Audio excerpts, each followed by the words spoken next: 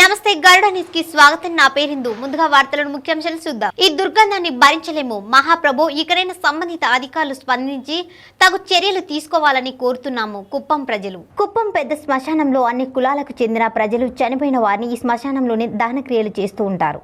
ఈ శ్మశానం పట్టణ అవతల ఉండడంతో కొందరు మాంసం దుకాణదారులు, చేపల దుకాణదారులు మరియు కోడి మాంసం దుకాణదారులు దుకాణంలోని చెత్తను మరియు కోడి పేగులు, ఈకలు, చేపల పేగులను అర్ధరాత్రి ఎవరు లేని సమయంలో తీసుకొచ్చి శ్మశానంలో పడేయడం జరుగుతుంది. దీనికి తోడు వర్షాకాలం కావడంతో దుర్వాసన ఎక్కువ రావడం జరుగుతుందని, చనిపోయిన వారిని దహన క్రియల కోసం తీసుకువెళ్లడానికి కూడా చాలా ఇబ్బందికరంగా ఉంటుందని ప్రజలు ఆరోపిస్తున్నారు. సంబంధిత అధికారులు వెంటనే దీనిపై స్పందించి శ్మశానంలో చెత్తను పడేస్తున్న మాంసం దుకాణదారులపై కఠిన చర్యలు తీసుకుని ప్రజల ఆవేదన వ్యక్తం చేస్తున్నారు. కుప్పం మా దేవుడు లాంటి వాళ్ళు మీరు కమిషనర్ గారు, దయచేసి మేము ఈ కుప్పం నియోజకవర్గంలోనే ఇలాంటి శ్మశానము ఏడలేదు. ఈ అధ్వానంగా ఉండే దాంట్లో ఈడ కుప్పం నియోజకవర్గంలోనే అన్ని మతాల్లో ఉండే ఏకైక ఒకే శ్మశానము ఈడే ఉండేది.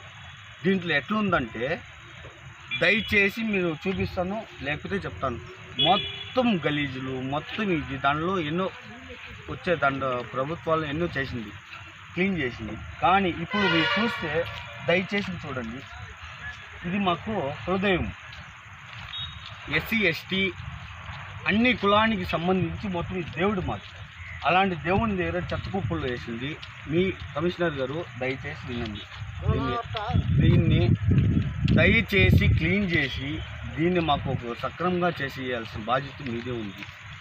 ఇంకొకటి, దీంట్లో రాజకీయ నాయకుల్లో దీంట్లో మాకు సంబంధం లేదు. మీరైన వ్యక్తి మాకు చాలా ఇష్టం.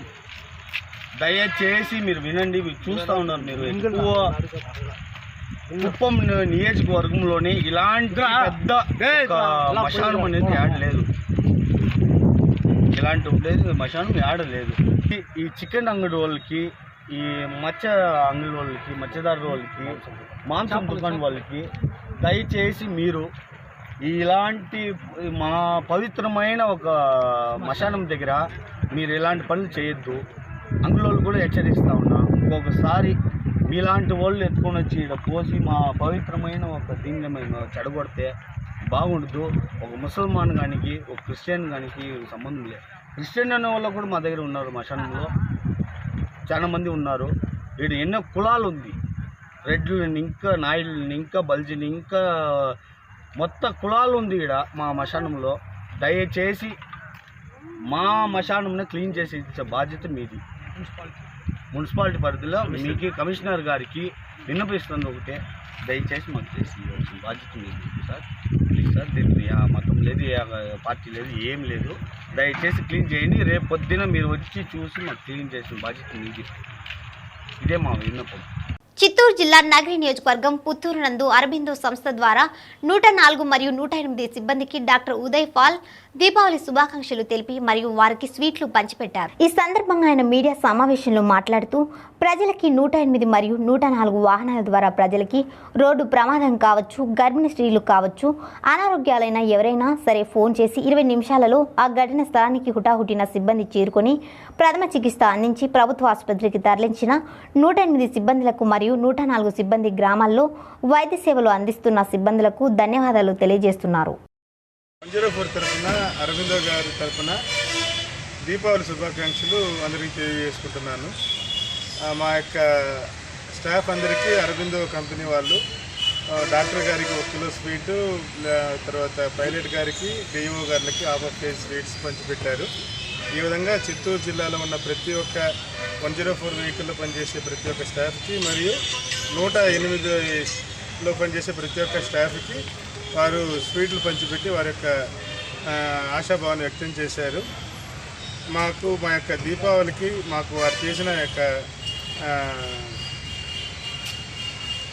కృషికి, వారు చేసిన యొక్క చూపించిన అభిమానానికి మేము ధన్యవాదాలు తెలుపుకుంటున్నాం.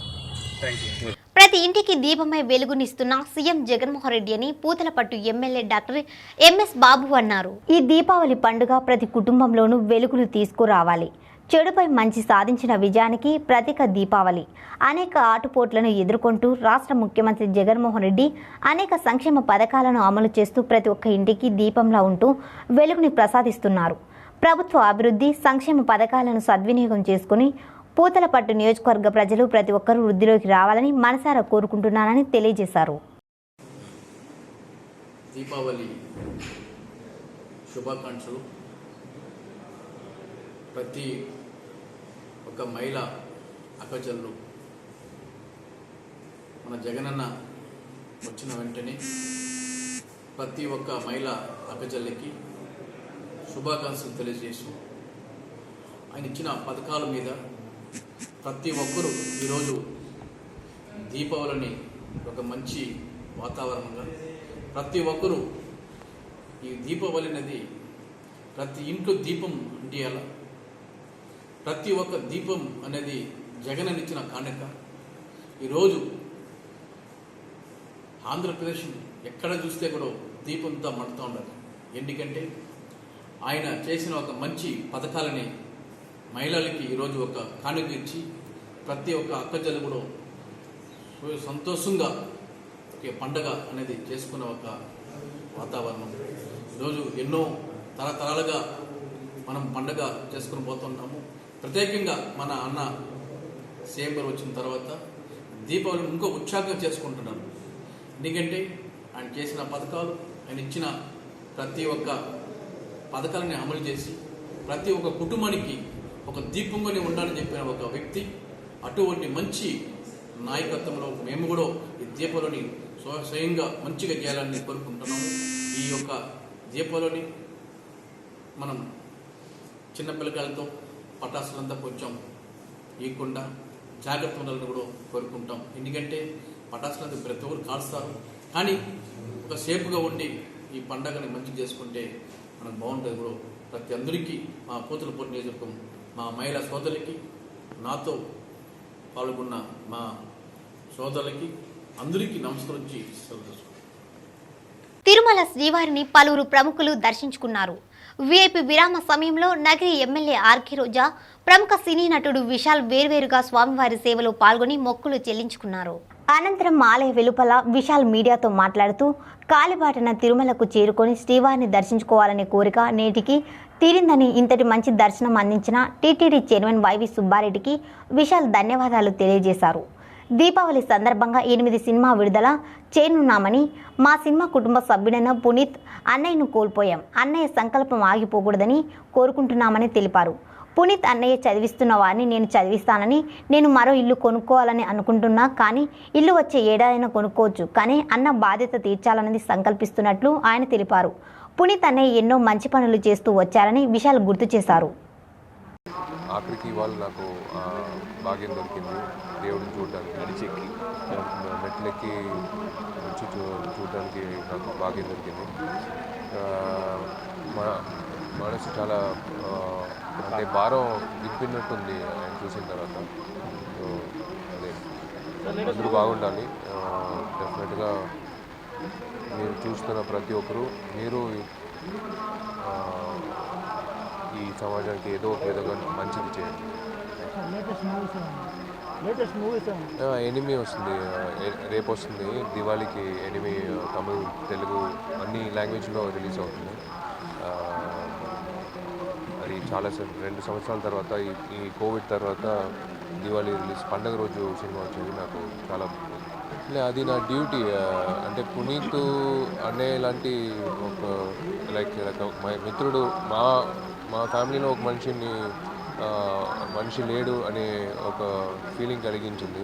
ఎన్ని రోజులైనా సరే ఇంకా. చిత్తూరు జిల్లా సత్యవేడిలో ఆజాదీ కా అమృత్ మహోత్సవ్లో భాగంగా junior civil judge Shaik Arifa ఆధ్వర్యంలో న్యాయ విజ్ఞాన సదస్సు అవగాహన ర్యాలీ చేపట్టారు. జిల్లా న్యాయ సేవ సంస్థ secretary senior civil judge I Karunakar ఈ కార్యక్రమంలో పాల్గొని న్యాయ విజ్ఞానంపై ప్రజలకు ఈ విధంగా చెప్పుకొచ్చారు. ఉచిత న్యాయ సేవా సంస్థను వినియోగించుకోవాలని ఆయన తెలిపారు.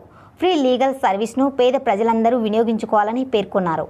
అవగాహన సదస్సులో బాబు సీనియర్ కాలేజీ విద్యార్థులకు, అంగన్వాడీ సిబ్బందికి అవగాహన కల్పించారు.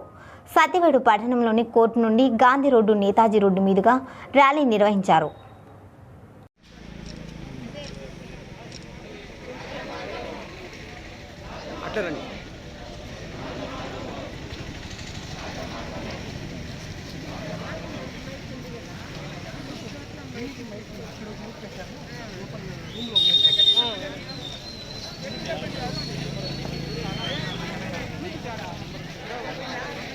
తిరుపతి నగరంలో జరగనున్న దక్షిణాది రాష్ట్రాల సదస్సు నిర్వహణకై హోటల్ తాజ్ లో పరిశీలన చేస్తున్న జిల్లా కలెక్టర్ ఎం హరినారాయణ.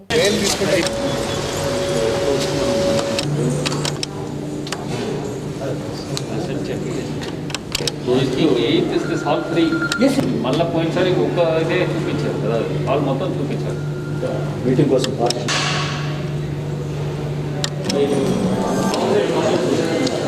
ఈ కార్యక్రమం మొదలు పెట్టాము. నవంబర్ 14 వరకు జరుగుతుంది. దీని ముఖ్య ఉద్దేశం ఏంటంటే లీగల్ ఎయిడ్, అంటే ఫ్రీ లీగల్ ఎయిడ్.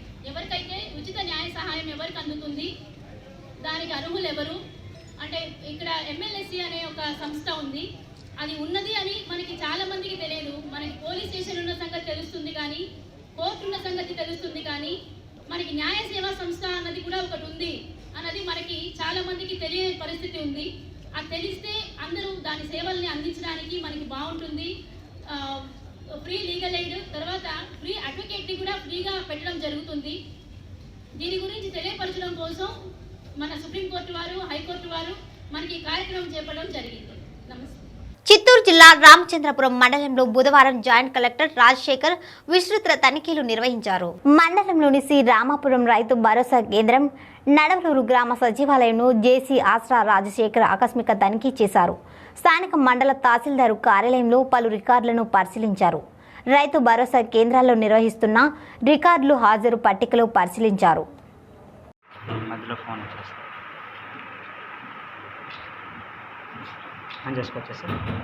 మన ఆర్సీపురం మండలంలో శ్రీరామపురం ఆర్బీకేని విజిట్ చేయడం జరిగింది. అదేవిధంగా నడవలూరు గ్రామ పంచాయతీ కార్యాలయాన్ని కూడా తనిఖీ చేయడం అయింది. అందులో భాగంగానే ఇక్కడ తహసీల్దార్ ఆఫీస్ని కూడా విజిట్ చేయడం జరిగింది. రొటీన్ అడ్మినిస్ట్రేషన్ ఎట్లా జరుగుతుంది, గవర్నమెంట్ న్యూ రిఫార్మ్స్ మేరకు మనకి సచివాలయంలో ఆ సర్వీసెస్ అందుబాటులోకి తీసుకురావడం జరిగింది. అవి ప్రజలకు ఏ విధమైన సర్వీసెస్ అందిస్తున్నారు, ఎంత వేగవంతంగా ఉంది, సిటిజన్ చార్ట్ మేరకు అమలు అవుతున్నాయా లేదా, ఏవి కూడా బియాండ్ ఎస్ఎల్ఏ రాకుండా గవర్నమెంట్ ఏదైతే ప్రిస్క్రైబ్ చేసి జాబ్ చార్ట్ మేరకు ఆ సర్వీసెస్ అన్నీ కూడా సకాలంలో ఇచ్చేటట్టు, ప్రజలకు అందుబాటులో ఉండేటట్టు అవి అందుతాయా లేదా చూడడంలో భాగంగా రావడం జరిగింది. ఎక్కడ ఏం ఇబ్బందులు ఎక్కడ ఏం లేదండి, జరుగుతున్నాయి, అన్నీ డిస్ప్లే చేసి ఉన్నారు. ఎందుకంటే మనకు ఆన్లైన్లోనే నెట్వర్క్ తెలిసిపోతుంది. మనకు స్పందన గ్రీవెన్సెస్ కూడా ఎప్పుడు వాళ్ళు దరఖాస్తు చేస్తున్నారు, ఎప్పుడు డిస్పోజ్ అయింది, సర్వీసెస్ కూడా ఎప్పుడు దరఖాస్తు చేస్తున్నారు. ఒక మనకు ఈ సర్వీసెస్ ఎలక్ట్రిసిటీ డిపార్ట్మెంట్ మాత్రమే కొంత బియాండ్ ఎస్ఎల్ఏ లేట్ ఉంది. అది కూడా ఎప్పుడివరకు చెప్పడం జరిగింది. ఏఈ ట్రాన్స్పోర్ట్కి చెప్పి ఇమీడియట్గా కనెక్షన్స్ కోసం ఏవైతే వచ్చి ఉన్నాయో అవన్నీ కూడా ఇమీడియట్ క్లియర్ చేసి బియాండ్ ఎస్ఎల్ఏలో రాకుండా సకాలంలో నిర్వహించడం మేరకు సర్వీసెస్ అందేటట్టు చూడాల్సిందిగా ఆదేశించడం జరిగింది. సార్ కొన్ని ఆర్బీకే సెంటర్లో కొన్ని కోర్టుకి స్టే తెచ్చినాయి సార్, వాటి పరిస్థితి సార్. కోర్టులో ఉన్న వాటిని మనం కామెంట్ సచివాలయాలు కానీ కోర్టులో ఉన్నవి యాజ్ పర్ కోర్ట్ డైరెక్షన్ వరకు చర్య తీసుకోవడం జరిగింది. నగరి నియోజకవర్గం పుత్తూరు నందు నీతి నిజాయితీ పార్టీ సభ్యత్వ నమోదు మరియు బాధితుల స్వీకరణ సభకు ముఖ్య అతిథులుగా విచ్చేసిన సుప్రీంకోర్టు ప్రధాన న్యాయమూర్తి షాదాబ్ అహ్మద్, రాష్ట్ర నీతి నిజాయితీ పార్టీ వ్యవస్థాపకులు ఆరవ చిట్టిబాబు. అనంతరం నీతి నిజాయితీ party Puttur Eswari function hall వద్ద చేపట్టిన కార్యక్రమంలో భాగంగా పార్టీ బలోపేతం చేయడానికి నీతి నిజాయితీ పార్టీ సభ్యత్వ నమోదు మరియు బాధితుల స్వీకరణ సభను ఏర్పాటు చేశారు. తదుపరి రాష్ట్ర జిల్లా, నియోజకవర్గ, మండల, గ్రామాల వారీగా అధ్యక్షులు, ఉపాధ్యక్షులు, ఇన్ఛార్జీలుగా నీతి నిజాయితీ పార్టీ అధికార బాధ్యులుగా పలువురును నియమించడం జరిగింది. అనంతరం మీడియా సమావేశంలో సభను ఉద్దేశించి సుప్రీంకోర్టు న్యాయమూర్తి షాదాబ్ అహ్మద్ అండ్ రాష్ట్ర నీతి నిజాయితీ పార్టీ వ్యవస్థాపకులు చిట్టిబాబు మాట్లాడారు.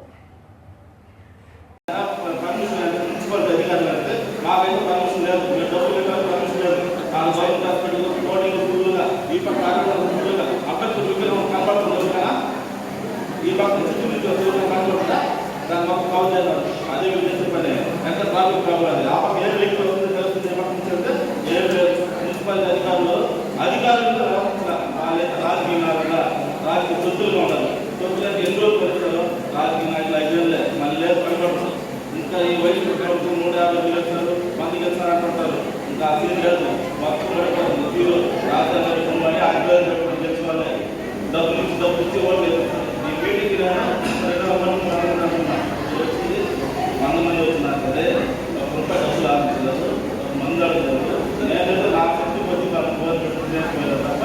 నేను ఆఫీస్ వచ్చిన కాదు టైం లేదు ఎక్కువసేపు మా కార్మికులు సంతోషించారు వాళ్ళంతా డ్యూటీకి వెళ్ళాల్సింది దాని మనం మాట్లాడాల్సింది ఇంకొంచెం నెక్స్ట్ మీటింగ్లో దాని ఇంకా ఎక్కువ టైం ఇంకా సమస్య పరిపాలన నెక్స్ట్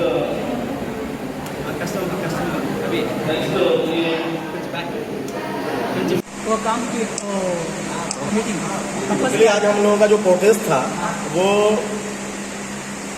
बिजली का जो दाम है आंध्र प्रदेश में जो गवर्नमेंट ने बढ़ाया है बिजली का रेट उसके खिलाफ ये प्रोटेस्ट था। पेट्रोल और डीजल के प्राइस में जो बढ़ोतरी हुई है जो बढ़ाया गया है ये उसके लिए प्रोटेस्ट था। और हम लोग ये प्रोटेस्ट सिर्फ ये नहीं कि ये पुत्तूर में ये प्रोटेस्ट हो रहा है या चित्तौड़ डिस्ट्रिक्ट में ये प्रोटेस्ट पूरे भारत में हो रहा है।